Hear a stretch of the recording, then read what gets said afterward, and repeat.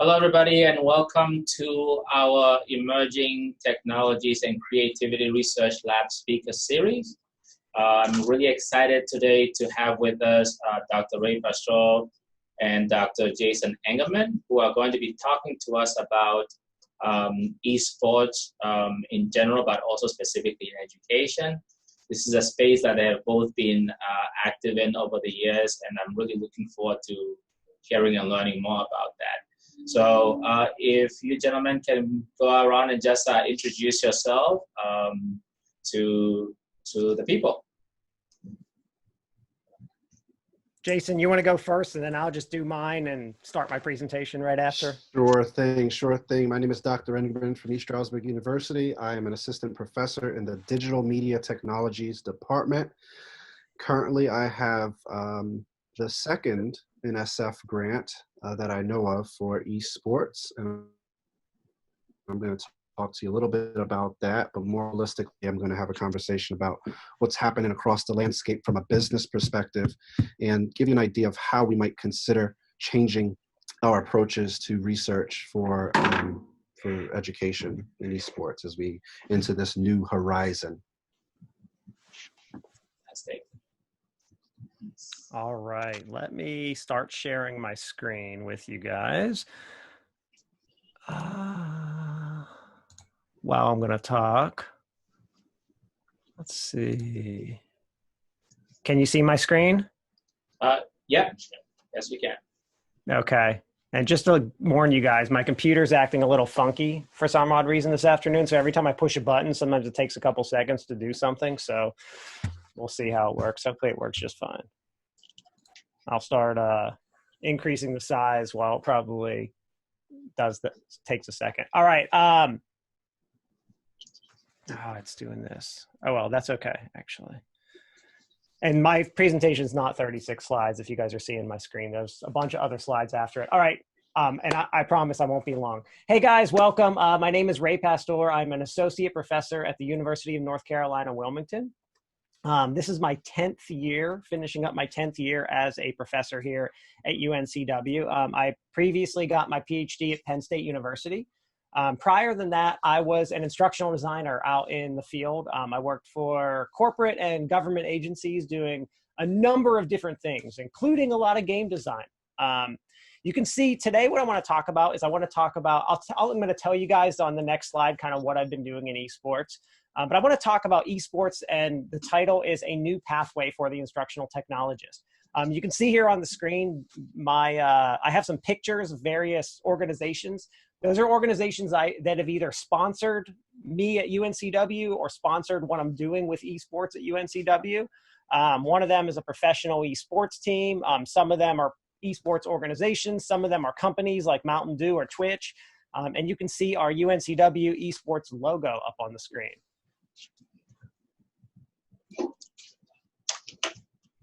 All right, so my path in eSports. So first of all, I've been a player of video games since I was literally 3 years old. So we're talking like 1981. You can see on the picture in the upper right-hand corner of the screen is my old video game setup. That's my old TV and Nintendo and like some stuff like that. I've been playing for a lot of times. I started competing in video games in middle school through neighborhood tournaments because there was no such thing as eSports. Later on in high school, I started to get more into it, and college with some games like GoldenEye 007. But I really didn't get into it until the early 2000s when Halo became really big. So I've competed a lot. My username in pretty much every game that I compete in on Discord servers and stuff like that is Jiu-Jitsu PhD. You can see a picture of me competing in the middle picture there in a tournament.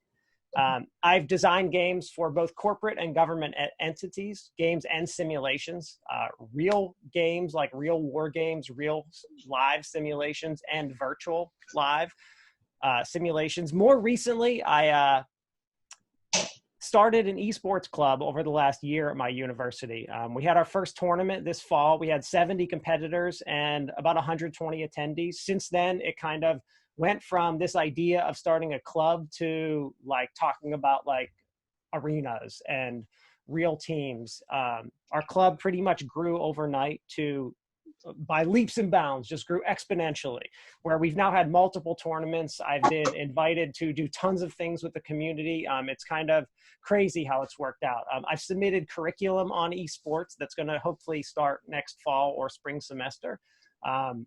Graduate and undergraduate certificate in eSports. I've been helping high schools. I've been helping middle schools develop eSports clubs, develop eSports curriculum. I've formed teams. I'm now actually coaching and helping out with teams in 4 different games at UNCW. And our next step is an arena and actually turning eSports into a varsity sport. But what we're going to really focus on today is just, and I won't be long. I'm going to make sure I'm monitoring my time. Is basically what's happening in eSports and ed tech, and why I really think that this is like the next step for us as an educational technologist. So, and I'm not going to go into a lot of eSports numbers. I just want to have a few just so you guys understand the impact of what eSports is. If you're not familiar with eSports or really the size of it, I just want to have 3 screens here really quick about the numbers. So this first number, 100 million, is the number of people that viewed the 2018 League of Legends tournament. That's also the same number of people that view the Super Bowl in America. 3 times the size of, like the World Series games for baseball. So as far as like viewership and popularity, very popular. And that game, League of Legends, where this 100 million people viewed, is a game I probably have about like 10 years of my life into as well. There are currently more subscribers to Twitch and YouTube gaming channels than there are for Netflix. And that's an eSports arena picture in the background there in Las Vegas. And Goldman Sachs estimates that revenue is increasing about 35 to 40% over for the foreseeable future in eSports. Those are some great statistics and some great numbers just to kind of show like that this is popular, but like it doesn't tell us much about like education. Like, what does that mean for us? Like, why does popularity or what's happening like in that realm really affect us? Like, what is the importance there? So it means that students are interested in it. It means that there is this huge percentage of the population of kids under 18 and people the ages of 18 to like 70 that are really, really, really interested in this. There's a very large sector of the population in this. But so what? I mean, people are interested in football. There was that many people to watch football, and way more people than that watch the World Cup. So like, still, like, what does it matter? We just know that there's this motivation, this popularity. It means that companies are interested. It means that people are making money off of this because there's this huge audience of like sponsorships and all this stuff is happening. There's a lot of money in the field. So where does that really fall on us, and why does it impact us at all? Because schools are interested. Not only are K-12 schools are interested in it, but naturally everything that happens in the K-12 world as far as technology falls on who in K-12? It falls on the educational technologist, the tech facilitator, the person that we are training in our master's and doctoral programs across the country to go into K-12 schools and work there. That's who's being charged with setting up these eSports programs in K-12 education. And for that reason, it's now something that people are coming, my alumni are coming to me and asking me, how do I do this? My school wants me to coach an eSports team. I don't know anything about it. How do I do that? My school wants me to set up an eSports tournament. How do I do that? The ed tech faculty are the ones being charged with this. So it's something we're starting to see as something that educational technologists really need, especially those going into K-12, need to start to learn about eSports. If any of you went to the FETC conference in Florida this January, you can see this was one of just a blog post about FETC on their website. One of the big things that they promoted there was eSports. And for those who aren't familiar with FET, it's the Future of Educational Technology Conference. It's one of the biggest K-12 ed tech conferences in the nation, next to ISTE. It's probably the biggest. It might be just as big as ISTE, but those are the 2 big ones. And you can see that was one of the big themes there this year was eSports, and for a reason. We have a conference in North Carolina called NC Ties, which is our state educational technology conference. And they specifically reached out and invited all the people across the state working in esports to come speak in a panel for the audience this year. So I was one of the people invited. There's this huge role in ed tech to get involved in esports. So what does the research show? And I don't want to like read through this in depth right now, but really quickly, and you know, what does esports do for education? Like, why do we care? Like, why is it that we care about this, but we're not like trying to focus on football? Like, where is that difference occurring? And where the difference occurring is football's like a real sport, like physical, whereas esports is taking place on the computer. So they're looking at the tech people, which in the K-12 schools is us. So as far as, I have 4 points here that esports really contributes to in the K-12 world in education. First one is STEM. So a large body of research has really found that students who are interested in video games in general or esports there's a high correlation with them going into STEM. And Jason can probably vouch for that because that's what his grant was really, you know, and he's going to talk about that interest there. So I don't want to hit on that too much, but there's a huge body of research showing that people interested in this topic are headed into STEM. And if you're not familiar with that, we have a big problem in our country trying to get people involved in STEM fields. So learning, playing video games, and I don't mean like gamification here if you're thinking that, learning in general, students who play video games have higher grades. So students that play World of Warcraft, Call of Duty, any Fortnite, games that are for fun, not games for learning, in general, perform better in school than students who do not. Now, as far as esports goes specifically, what we found is that there's a large body of students that are being underserved in K-12 education. These are students that don't belong to any clubs. These are students who don't play instruments. These are students who are not on the sports team. But these are students who are going home and they're involved in things like esports, who are playing video games with their friends online. And so what we found is that adding esports clubs to schools or esports programs, whether that's curriculum clubs or sports, has increased student engagement, retention, and inclusion of students that were pretty much cast aside in school. Students who might have felt like they didn't belong.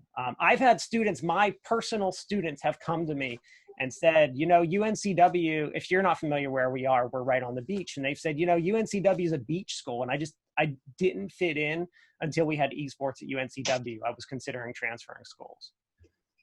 So that inclusion and retention and engagement is really a significant thing. Are we out of paper? Oh yeah, we have a ton. We have a ton of paper like this. Did somebody ask a question? No, someone outside. Gotcha. I'm watching the time here. So the current state, so what's happening in K-12 schools right now in esports? So first of all, we're forming national and local leagues. So states, districts are forming leagues, and nationally, we are forming national leagues in collegiate and in high schools. We are forming leagues. Schools are forming clubs. That's usually how they start out. They start out as a club, and they're also starting real varsity teams. Varsity teams that are equivalent to like, you know, basketball or football, the football team, where students can actually get scholarships for going to school. Esports is officially being recognized as a sport by schools, organizations, community, and people in general, and like states and athletic associations are recognizing it. Coaches are being hired. If you guys go onto any of the faculty, you know, the Chronicle or higher ed jobs, wherever we look for jobs in our field, you're going to see coaches. If you just type in esports, you'll see coaches. Not only will you see coaches, you're going to see actual faculty tenure track positions in esports available right now on higher ed jobs and the Chronicle. Curriculum is being designed around esports. Right now, there's like a handful of colleges that have curriculum programs in esports. I would literally say the number's under 30. By next year, that number will be in the hundreds. There are tournaments, conferences, and events happening all over the place all the time. There's a lot of stuff happening. Some really big things happening in esports as far as like conferences are going. Major tournaments, major ed tech conferences focused on just esports are already being formed. And in some cases, schools, not really K-12 just yet, but in college are spending many millions of dollars on esports. okay. I'm getting there. Like less than 5 minutes. I'll be done talking, guys. I try to be quick. As far as careers, so the real reason schools are interested in it is not just, in addition to that, like students can learn and it increases STEM and retention inclusion. In addition to that stuff, this field is creating jobs. There are a number of jobs that people are going into besides just like being a coach at a school. They're around esports tournaments, and that viewership of 100 million is a whole field of people doing different things, such as streaming, organizing tournaments, leadership. I'm going to talk about this stuff in a second. But as far as like the K-12 instructional technologist goes, it's something we're almost going to be expected to do in the next 5 years when you're interviewing at a K-12 school. Hey, can you help out with the esports program? As far as curriculum goes, we have and I've mentioned this a little bit, but I threw up a couple schools here. Some of the bigger schools are University of California, Irvine, Boise, Harrisburg University, Ohio State. These are schools that all have curriculum either coming through the pipes or they're doing it. UCI, California, Irvine, and Boise are pretty much the two biggest esports programs. If you guys aren't familiar with this, Boise's program falls under their ed tech department, whereas UCI's is independent of their university. So where these programs are falling kind of depends. Sometimes they're falling in like a college of business. Sometimes they're falling in the college of ed. Sometimes they're their own thing at a university. Right now, as far as like curriculum in esports goes, we only really have one major model out there, which is the North American Scholastic Esports Federation model, which has divided esports into 4 sectors where they recommend that courses focus around. And I'm not going to go into detail about what those are, but it's really limited. I mean, one of the things that I find when I talk to like professional teams, or I'm talking to a company, or really anyone about esports, especially curriculum, is that we're in the Wild West right now. We don't really know where this is going to be in 5 to 10 years. It's just blowing up faster than really anyone can imagine. So, we're trying to keep pace, and, we're really on our heels the whole time.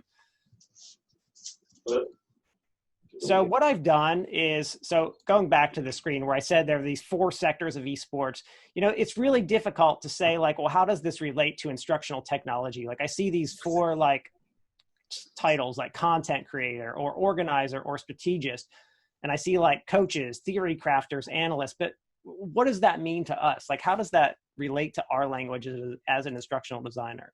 So what I've done when I was developing my curriculum, is I actually started to match up like what are the competencies that instructional designers do that are expected in the esports world that align with one another. So if you guys just take a look at this screen, you'll probably see, you're going to be like, oh yeah, I know that. You should know every single one of those terms up there. You should know what all of that is. This is like, 80% of what an esports person needs to know as well. So you can start to see like how aligned we are with this field. Like understanding systems theory, understanding learning theory, how do people learn, understanding video, if we want to get into the technical side of things like video and audio, history and trends of the game industry are something that we should all know as instructional designers. We should understand at least the basics of game design and instructional design in general, leadership, budget, all the project management stuff. Hey, Ray. Yeah. I noticed another PhD student we have who actually works at NASA with activity programming, and he's really interested in this topic. It just dawned on me, are there models that show that relationship between learning design and technology and esports? So we are in such early phases of this field that you can probably, I would say that if I went to this NASIF, and this is designed for high schools as well, this would be as close as we've come to it, but no. What other, I'm thinking dissertation topics, the low-hanging fruit research that needs to be done quickly because the field is moving so quickly.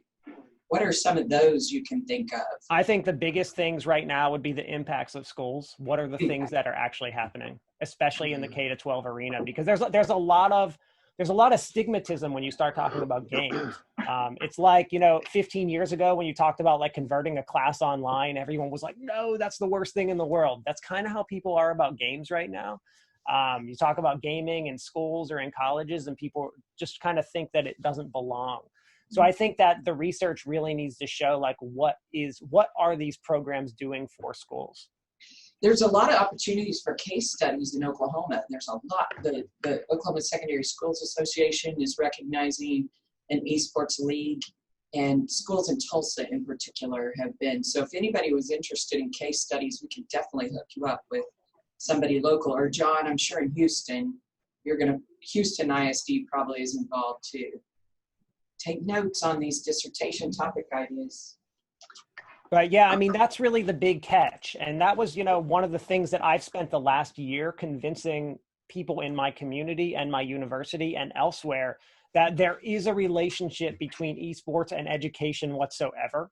And that there's a relationship between esports and instructional design, because people don't necessarily see it. They're starting to see it when I'm getting calls from like 20 different schools in the last month asking for help with this. They're starting to see that relationship. But until that happened, there isn't much out there. It's really pulling from different areas of research and trying to show how video games in general can help, and what like an organized activity that students don't belong to, how that gets them to, how that makes students feel when they're in school. There's really a lot to it that's just not done. I mean, we're in the very early phases of this. As I've said, there's literally 20 programs in the country that have curriculum on esports right now. So there's next year there will be, I know, so many schools starting programs. So it's going to be a big thing, but as of right now, it's not. And just to finish up my presentation, I have a couple pictures here of some stuff. So here's like a picture of one of our tournaments on the right. Here's a picture of our t-shirt. You can see one of our students has the shirt on. Here are some pictures of some students actually playing during a tournament, just to kind of see like what the setup looks like. We always usually have a big monitor, and then we have little monitors for those that are familiar with esports. You generally don't play on more than like a 24 to 32 inch monitor because it becomes too big. So we have, the big one for the audience, the small one for the players.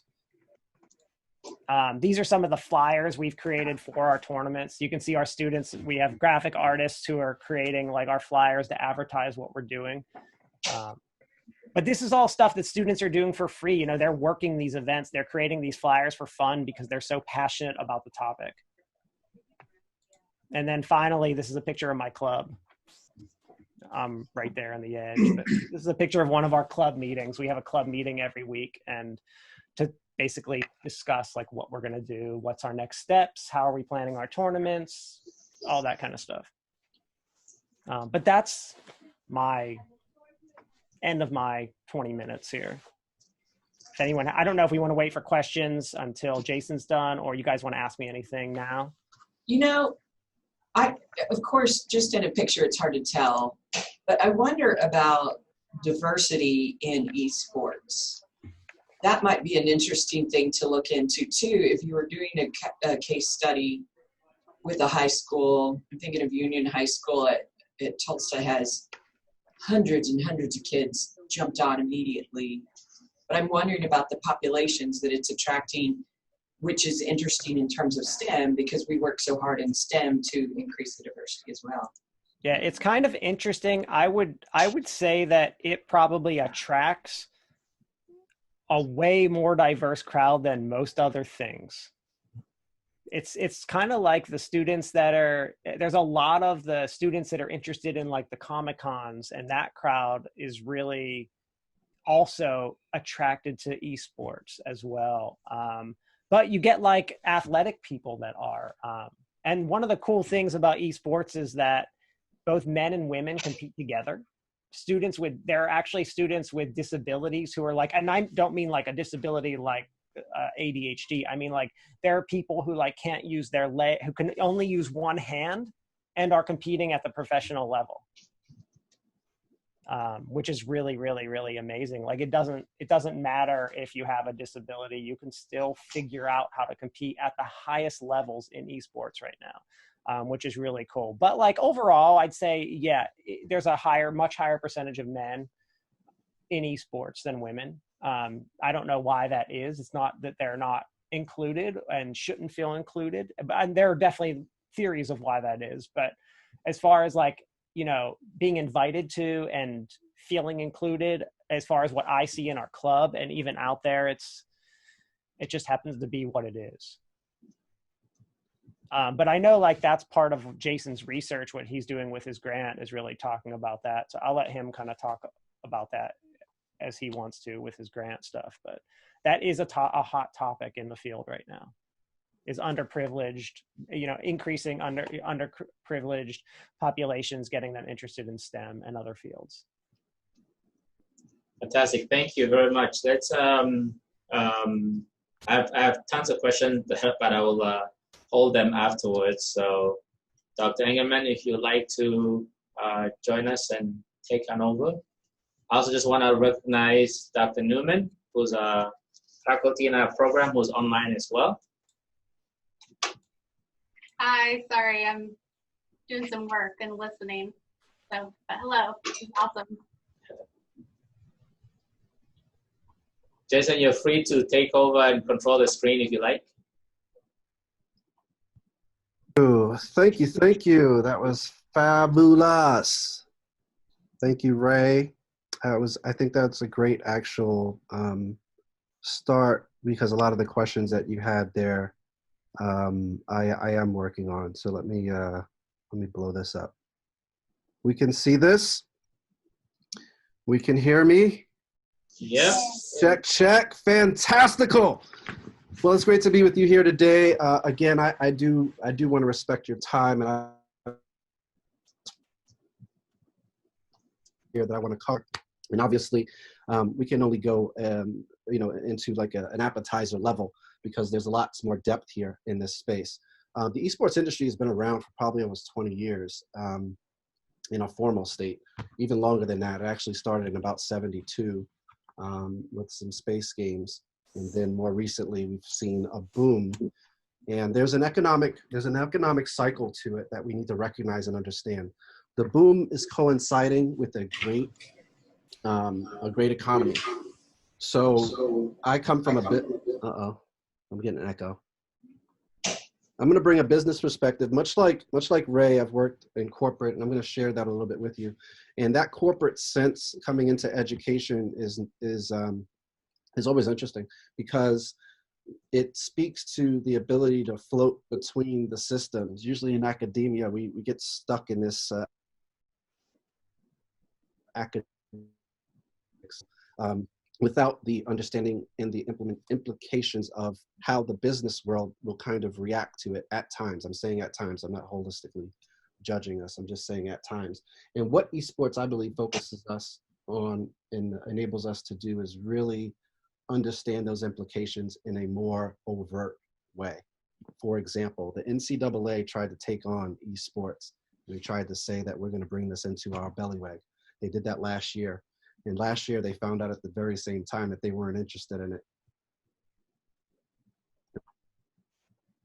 They weren't interested in it because of the monetary value that it generates between and amongst players. And they couldn't reconcile the current system that they have, under which players do not receive financial compensation, with the esports culture that is driven by it as a KPI or a key performance indicator. So let me just drive down and talk about who I am, what we're going to talk about. We'll do a little introduction about myself, what I do. Then we talk about what is esports. We talk about the future of esports, and then esports and learning, and close out. And so I've been in education for a while, and I started as a mentor, coach, counselor. You can see that in the middle here. As I coached kids on a football field. That really translated well into my dissertation work. I know this is a visual smattering, but it's supposed to be a smorgasbord, because a lot of what I do is a representation of where I came from. And where I came from in mentoring, coaching, and counseling in the not the academic sense, the athletic sense, translated into my dissertation work, which was about Call of Duty and boys. And as I looked at Call of Duty and boys, I used those football players that I coached to understand holistically how they were coming into the interactive media space. And that work led me into NAPSA, which is the National Athletic and Professional Success Academy. And what I do there is executive coaching. I take professional athletes from the NFL, from their skill sets that they have and have built over many years. I translate that into business skill sets and then connect them with Fortune 500 and Fortune 100 connections to help them advance their skills and, you know, their business acumen along that route. And I have a picture there with me doing that work. So that's what I do on the executive coaching side of the house. I've traveled quite a bit around the country. I've been to some hackathons. I've been to CES, the Consumer Electronics Showcase. I've been out to UCI for quite a few times, especially their eSports conferences. Connected with the NASIF people on the ground, connected with HU on the ground, connected with Boise on the ground, and then tried to bring that back to ESU, which is my home. I actually graduated here. This is my alma mater. And in that experience, I've been able to then help them try to begin to build an esports club. And then hopefully eventually that will become an esports varsity team. We are building an arena here. We just got the LSA funding, which is our local state funding that allows us to engage in a high-end academic computing lab that we're going to build out. We've also then connected with our resident living, and we're going to help integrate into a living learning community. And I've also presented at ADL, which is the Anti-Defamation League, on the very issue of the boy-centric, masculine nature of esports and how we might come up with ideas and solutions to toxicity within the esports community. So the ADL Sports Council includes Roger Goodell, Venus Williams, Kareem Abdul-Jabbar, and others like that. And then I have a side business with Lightning Legends, where I'm trying to create an entity that helps underrepresented populations integrate and engage with the esports industry at the high school level in ways that are really organic and authentic and promotes entrepreneurship. And then lastly, the NSF grant piece, which talks about culturally relevant computing, where we're looking at underrepresented populations of homeless, foster care, out of home placement, out of school placement, and bringing them into a camp environment and then teaching them games in general can help enhance their STEM career potential, essentially is what we're doing. That'll happen this summer, actually. So we're doing some really great partnerships, right now with the Overwatch League down at Philly Fusion, which is our local Philadelphia team for Overwatch, and then partnering with the 76ers too, and Twitch just to get that off the ground. So that's my general experience. So let's talk about what esports is. Video game industry is massive. It's about $120 billion industry worldwide. It's large. But esports is kind of the special sauce underneath it, within it. Very much like a genre of the movie industry might be comedy. Esports is a flavor of the much larger landscape of video games. Now, we have this high competitive element, but it also crosses ages. And one of its main features is competition, but also, if you look at Hannah Gerber and in her team's work, she speaks about 3 particular elements that define and distinguish it from regular video games, and that's enhanced competition, teamwork, and collaboration. And they're unique forms of the combination of those 3 things.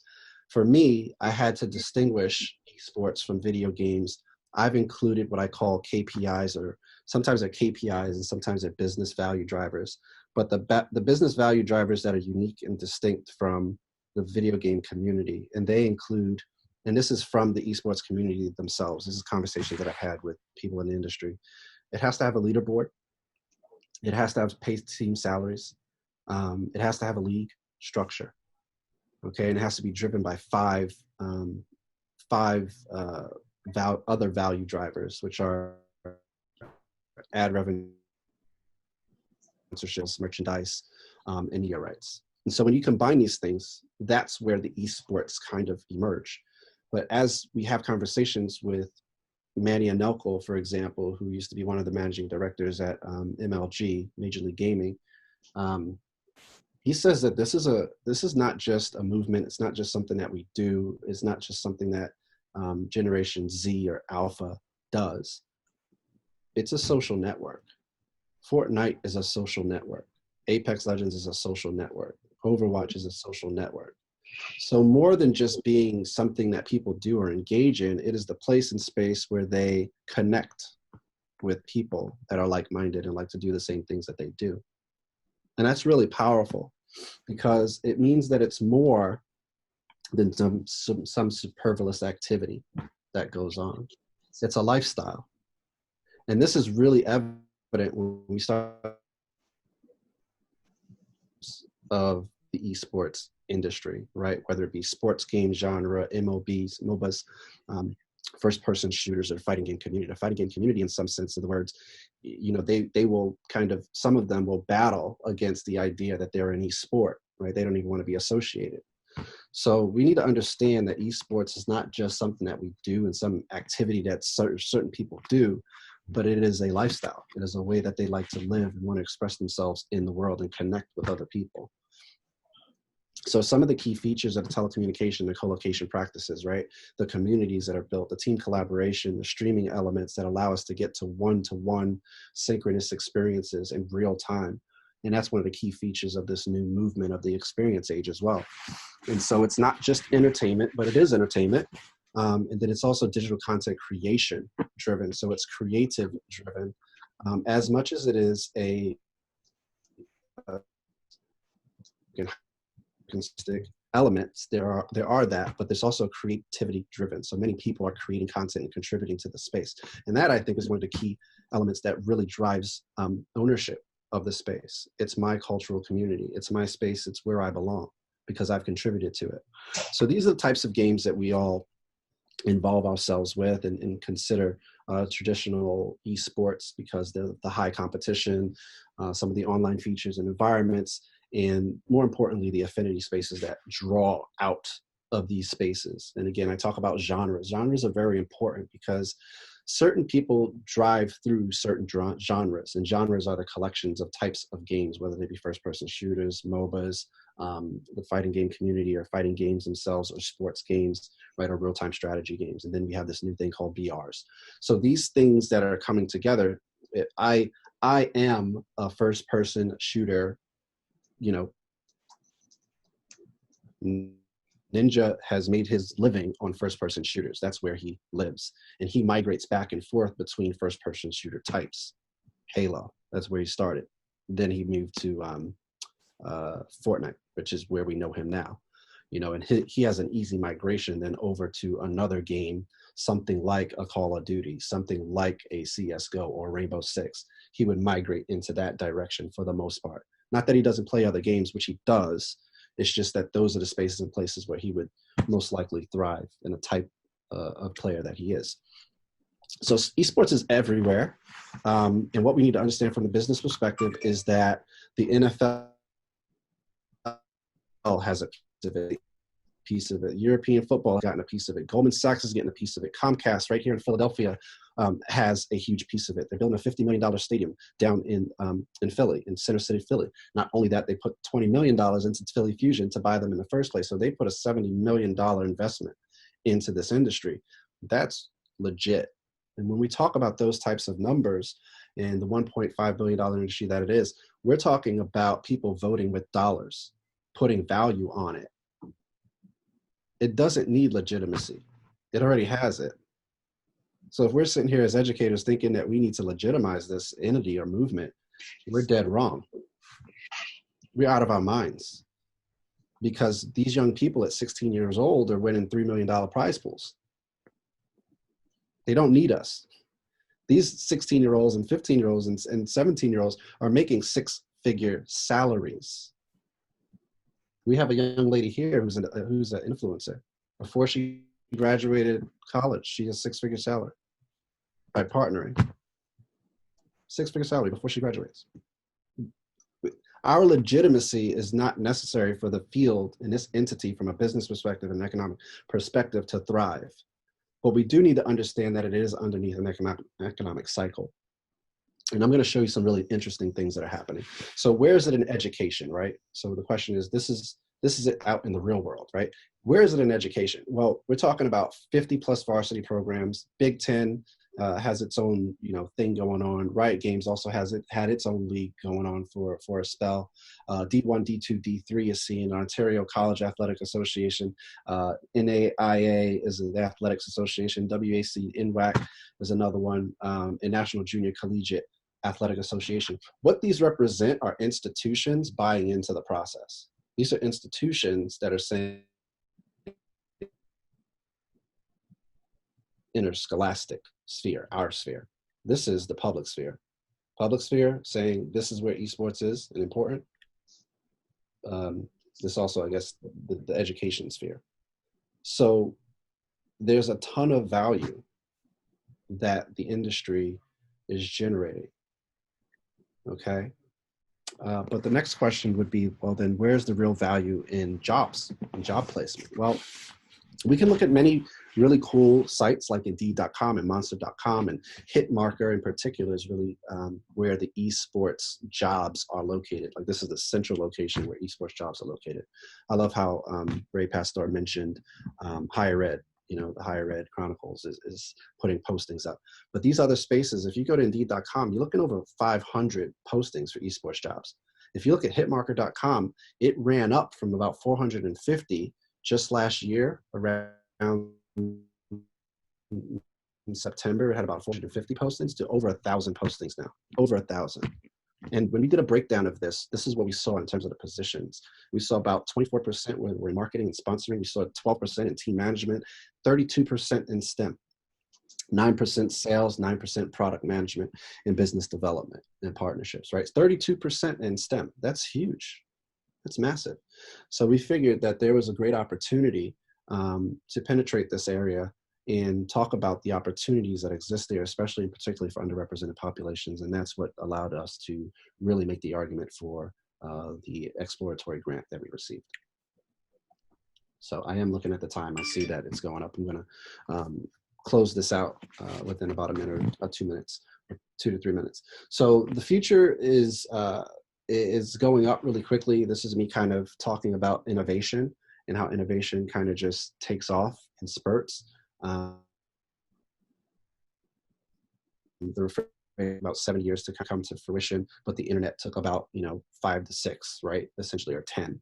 Esports has taken off a lot faster than that because of the access to technology, because of the co-location practice and telecommunications tools that exist there. It's allowed to have the infrastructure to move a lot quicker, and that's why we're seeing this incredible boom, this explosion happen. The positions, again, specifically, I'm trying to go on.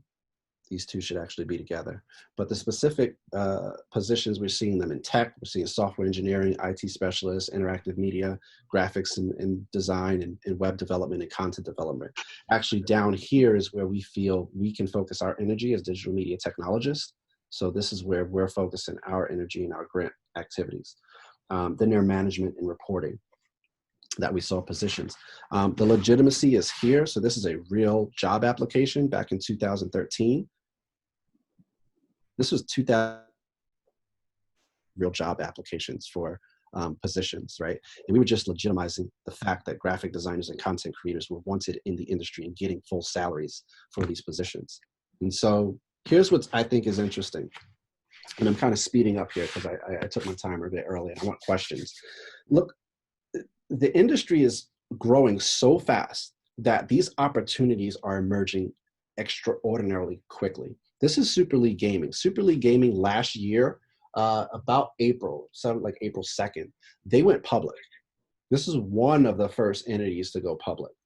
And when we talk about public, we talk about like New York Stock Exchange, public. They went public and they have stock that you can buy on them right now, today. That's huge. Not only that, we see franchises such as restaurant franchises kind of morphing, right, and trying to take on this new esports element and kind of grabbing and bringing down is one of those. They got about 26, probably 30 now plus franchises worldwide. and at the intersection of this esports restaurant business. They have their own team, which is really fascinating.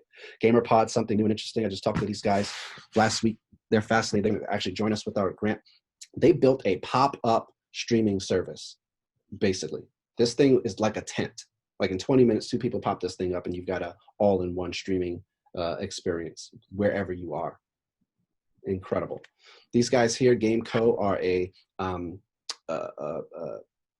casino gaming entity. All right, so you think about it like it's almost skill-based too, which is, you know, that gets a little dicey. But basically transforming the casino industry into these kind of skill-based esports experiences within within casinos. That's what these guys specialize in, right? And having success. Not only that, about that, right? There's a Girl Gamer Esports Festival. It's happening in Dubai. It actually just happened this past weekend. So that's fresh off the press. But right here in Philly, Team Dignitas is, has an all-girls team, and they actually are doing pretty well and pretty successful. So Winter Olympics also in 2018 had esports. So we're not talking about esports, you know, coming to the Olympics. It's already there. It's already there. So anyway, this is my work, and this is stuff that I've put out into the world at esports conferences. And this is one of those, the Emergent Warrior, where we had a provost colloquium. We brought the idea of esports to the campus and said, hey, this is a great opportunity. Check this out. And then the students were able to run, you know, that's a $10,000 switcher right there for a League of Legends event. They were doing the shoutcasting. They were playing. They were all over the place in terms of production. And we had about 20 of the students engage in that space. This is a freshman running a $10,000 4K switcher. So that story, we have about 200 plus participants, which is really cool and a great turnout. This here then was me turning this and converting this into actual curriculum content and doing a Discord chat, bot chat seminar with students that they really enjoyed too. And I got to present that at the esports conference. So the grant is about $450,000. We are going to do 2 camps. One's a video game camp and the other one's an esports camp. We're going to compare the two, and we have a great system and C classroom that has all the bells and whistles and has the ability to really host the experience for about 48 total lucky foster care kids slash homeless slash out of home placement, out of school placement students across game design, graphics and web, digital media production, and digital media marketing and video production. So there is a vision for esports.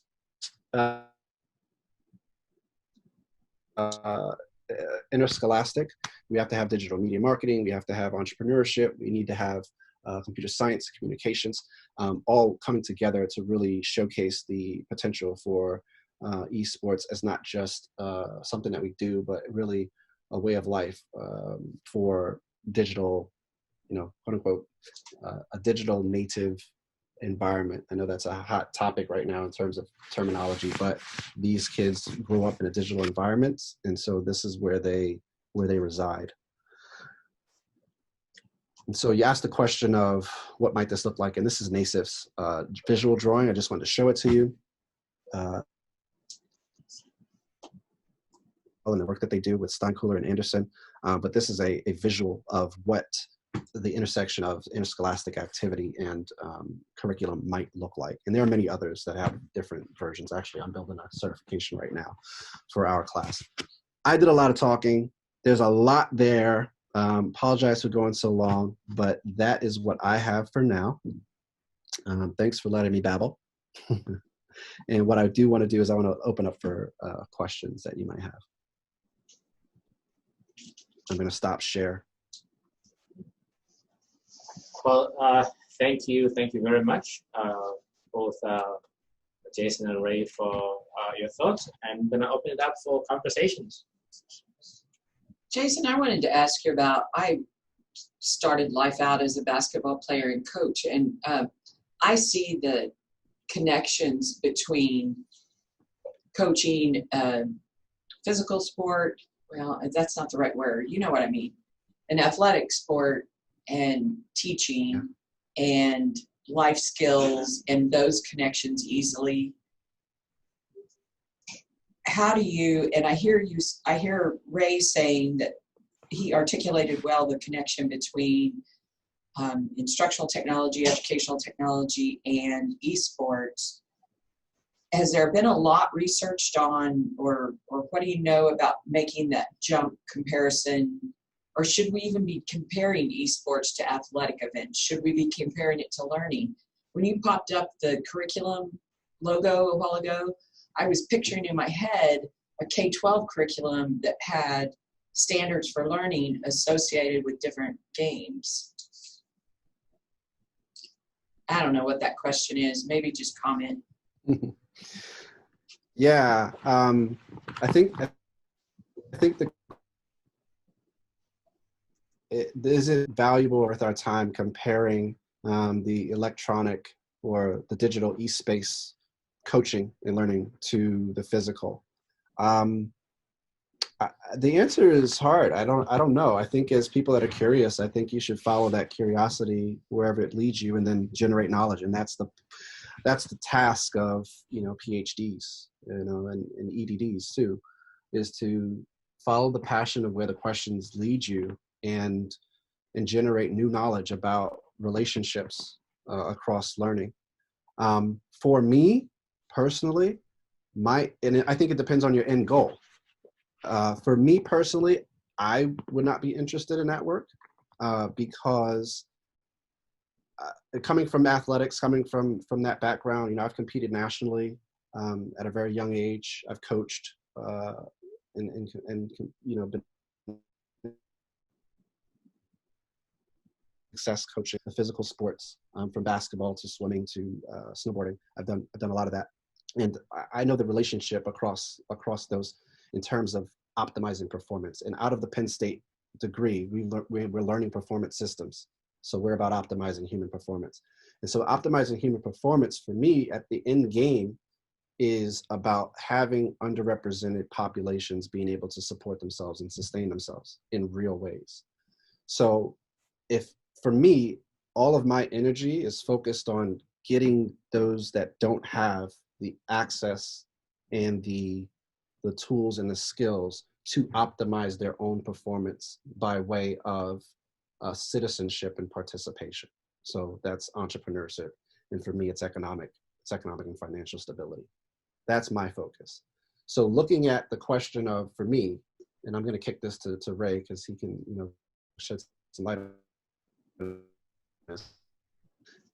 Looking over at, whether we should compare physical sports and all, we've already done that. We know what that looks like. The physical sports and how to optimize that performance in that way it's been done in the physical sense. It hasn't been done so much as an e-sense, and I can see how it could be of value. But at some point, these are going to merge. And what's happening in the esports space is it's moving so fast. The technology is moving fast. It's moving to AI. It's moving to virtual VR so quickly that you're going to see a merger happen before that research ever sees the light of day, in my opinion. That's just me. I think that people do whatever they want to do, and it could be an interesting question. But by the time the people that I'm concerned about personally are able to catch up, that ship is light years away, and they're, that economic gap that I'm interested in personally is so far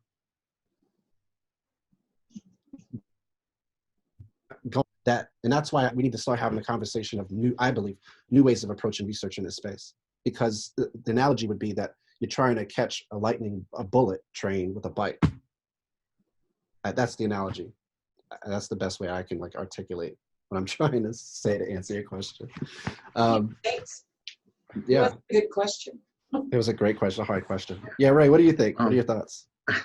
Yeah, I mean, I think I agree that I think there is definitely a relationship there. I mean, we're seeing esports programs being started in athletic departments, and what we're seeing in esports is hey, these kids can't just sit in front of a computer. What's the ergonomics of it?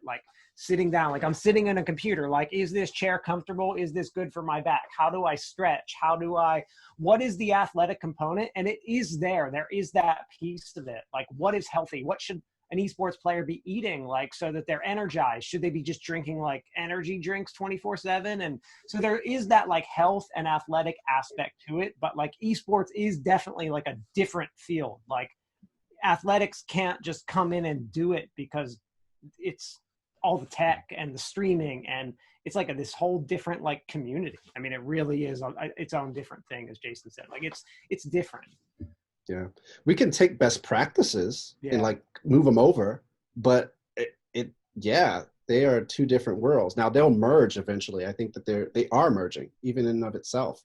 Just like you said, I love how you said the seats, I mean, manual dexterity, hand-eye coordination, all that stuff. And then there's this Hadou. Hadou is, and have you checked out Hadou? Hadou is virtual reality. It's like virtual dodgeball. Yeah, there's that coming in too. That's the next evolution of esports, is virtual reality, like first person shooters and stuff. It will come. Like it is coming. It's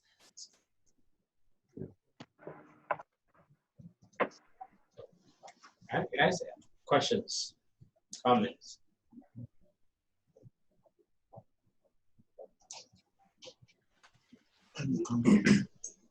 Yeah, thank you so much, Dr. Ray and Dr. Jason. So I'm kind of having a good interest in terms of setting up a game station for my kids at home, for them to be able to, exhibit some skills on them too. But I realize they usually take more time even playing games on their tablet and so on. So is there a limit to what time we can allow kids to, according to their age, to stay on the screen and be playing games? And then that's one question. Then in terms of the curriculum, how do we actually compare learning and esports? Those are my questions. Thank you. real quick on the screen time thing. So I field this question all the time. I have like 3 YouTube videos about it. So first of all, as far as like esports and playing video games, after about like an hour and a half, your like dexterity towards the game starts to diminish. So if you're like competing, if you're trying to compete for like 5 hours straight, that's like trying to play a football game for 5 hours straight. Like you get tired. So you know that after like in that 1 to 2 hour period, like your reflexes start to slow down. Your mind isn't working well. So like as far as competition, like you don't want to do it longer than that. As far as like kids and screen time, I tell parents that it's, hey, it's different by kid. Some kids, 10 minutes is too much. And some kids can sit there for 3 hours on a screen and they're going to be completely normal, but it's all about moderation. Like I can drink water. I can die from drinking too much water. So like everything's bad, like video games in moderation, and that differs by kid.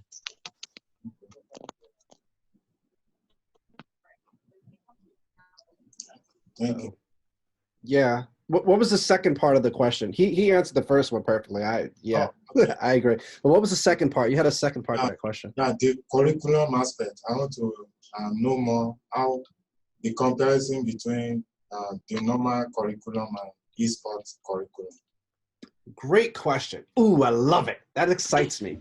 Here's the deal. About 10, oh shoot, no, it wasn't 10. It was almost 20 years ago, same time. So around 2003, in 2000, G was talking about deep depth game-based curriculum. He laid down a foundation for us. He's considered the grandfather of video game-based learning. And at that point in time, what some people got was that what he's saying has to fundamentally shift how we teach in classrooms today. Some people got it and some people didn't. And then they bastardized it and they did this whole thing that we call serious gaming or serious game-based learning. And I'm not talking about serious game-based learning as something that's terrible and bad. What I'm saying is that when we take an idea such as video game-based learning the way that he wrote it, and I know this because I had a conversation with him, he was talking about shifting and transforming the paradigms of teaching and learning in the classroom holistically. So with esports, because it is a new way of interaction, because it is a brand new with people. It requires us to shift the way that we would normally teach and learn in a classroom. What does that look like? What does that mean? Well, if you look at this picture that I showed you, we're talking about strategies, coaching, theory, analysts, software development, shoutcasting, streaming, journalism. These elements are not about sitting in front of a classroom and getting downloaded and uploaded information. That's not what this is talking about. So we have to fundamentally think about, and I've had a conversation with Tom and these guys, and they talk about the fact that their traditional approaches have failed. So they have all the pieces in place, but they've tried traditional approaches and they have not been successful. And I looked at them and told them, well, what are you doing?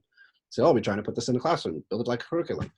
And then he's like, no, we need to talk about out of school time. We need to have conversations about like in a new setting, in a different setting. And so crafting curriculum that is interdisciplinary, that is interactive, that is moving, and that mimics the organic nature of the esports community is necessary. And that's gonna shift our instructional design approaches and strategies to become more interactive, to become more productive oriented, product oriented, and content creation oriented, as I mentioned earlier, I believe. Well, I want to be respectful of everybody's time and say thank you very much to Dr. Engerman and Dr. Pastore for their presentation. I have a question. John, go ahead.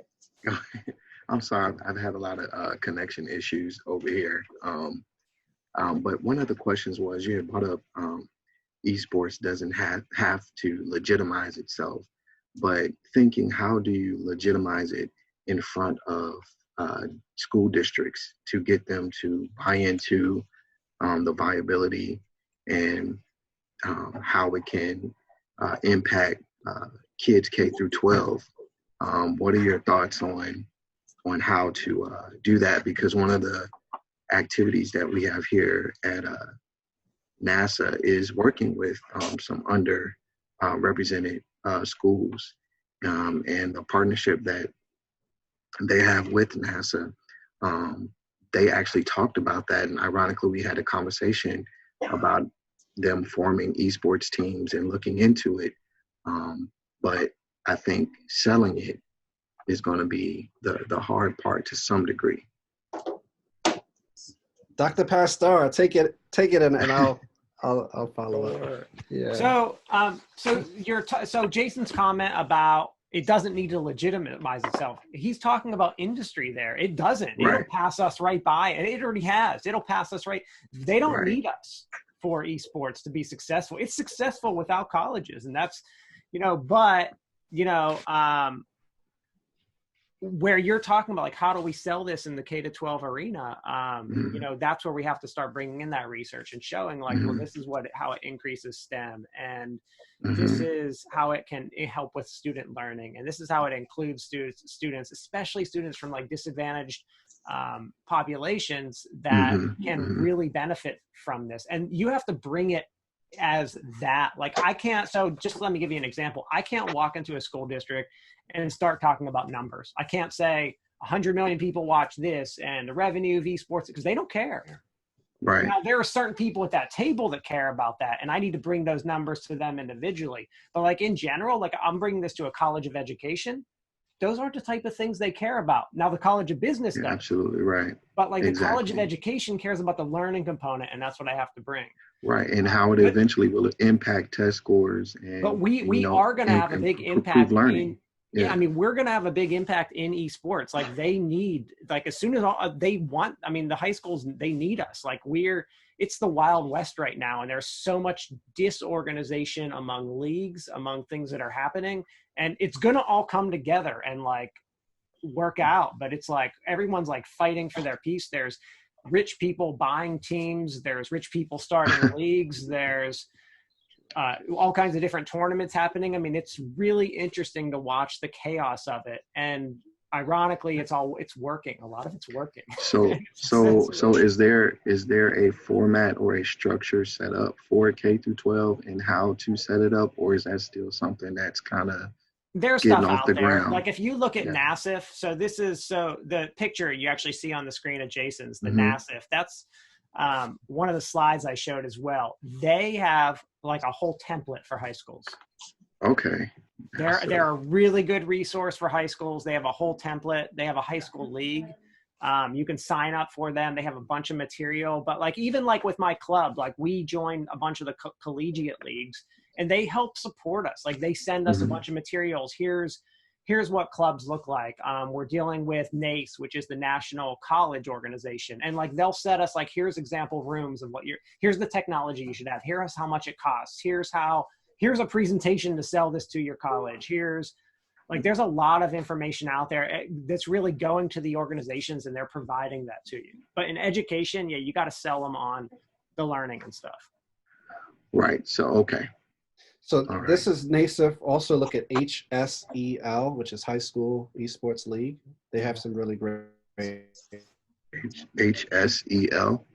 This is, those are, yeah, HSEL. It's High School Esports League.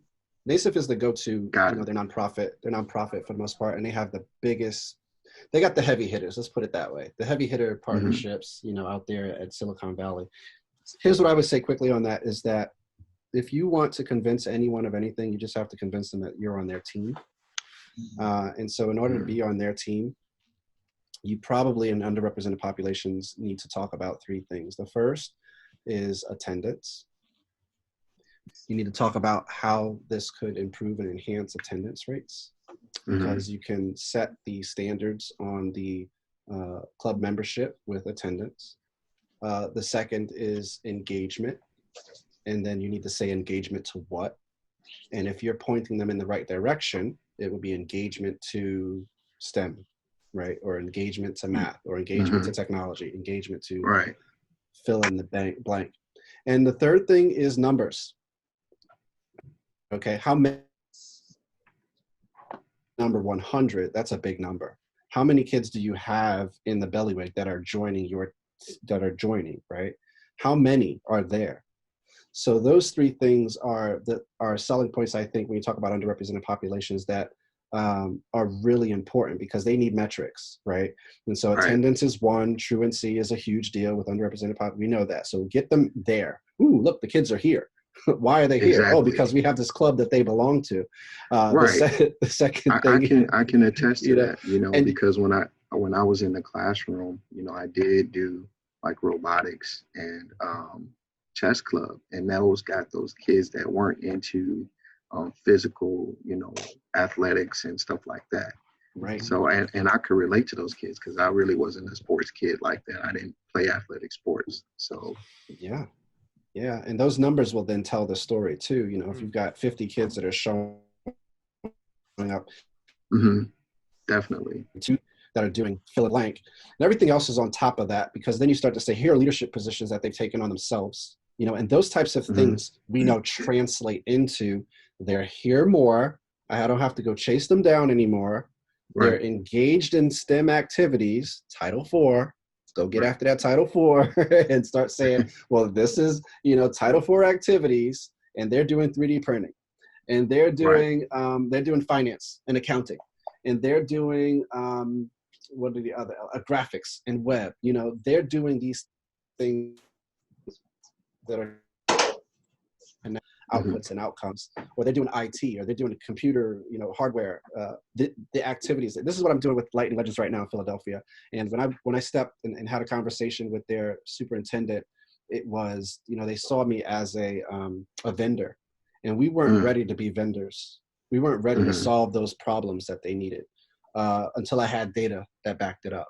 And so with that pilot and proof of concept, it was, now attendance, volume, I also put in like quality of life and engagement and connectivity and things of that nature, their connectivity to the school roads, things like that. Got you. And volume, every time we put on an event, 50 plus kids are there, and they're paying into the system. So what's the name of your research? Because I can I would like to look at that and share that with some of my colleagues here. So my research isn't out yet. It is Okay. at the that's executed this summer. That's that work right there. The other work is on the side of that, so that will be coming out.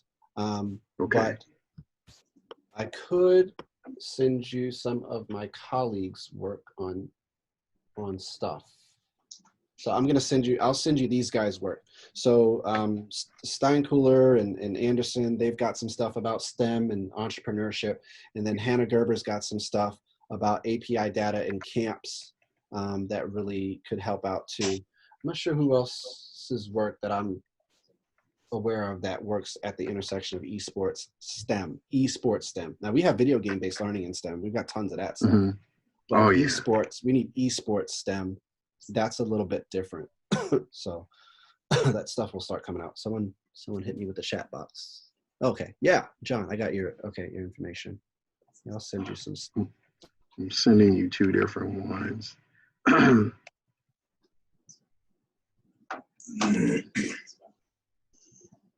All right, again, let me just say thank you. I know, Jason, you had a hard stop for a meeting to get to as well. Oh, shoot. Yeah, sorry. I forgot about that. You gotta go. Thank you very much. Ray, thanks a lot. Thanks, guys. Play video games. That's my final thought. Fantastic. All right, thank you. Sorry, I hijacked it at the end. Hey, Io. Hey, Dr. Asino. Thank you, Thank Jason. you, guys. Thank you, Tutalani. Nice seeing you guys. Thanks, Ray. Good seeing you. All right. And nice meeting everyone else. Take care. Bye, everybody. All right, see y'all. All right, see you.